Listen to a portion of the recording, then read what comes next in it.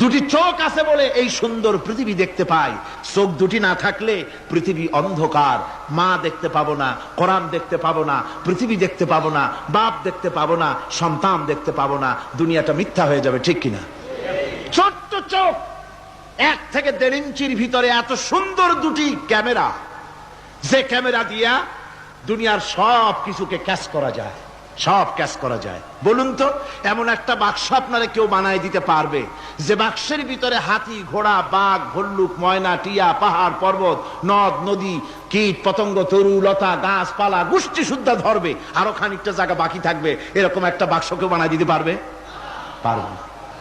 এমন একটা বাক্স পৃথিবীর কোন মিস্ত্রি বানাতে পারবে না। কিন্তু আল্লাহ রাব্বুল আলামিন আপনার আমার কপালের নিচে 1 থেকে 1.5 ইঞ্চির ভিতরে এমন 2টা ফিল্ম বক্স তৈরি করে দিয়েছেন, যা দিয়ে তাকাবেন আপনি কোটি কোটি মানুষ দেখবেন, পাহাড় দেখবেন, সমুদ্র দেখবেন, সূর্য দেখবেন, চন্দ্র দেখবেন। এত কিছু দেখার পরেও চোখের ভিতরে আরো খানিকটা জায়গা ফাঁকা থেকে যায়। কি বিরাট নিয়ামত!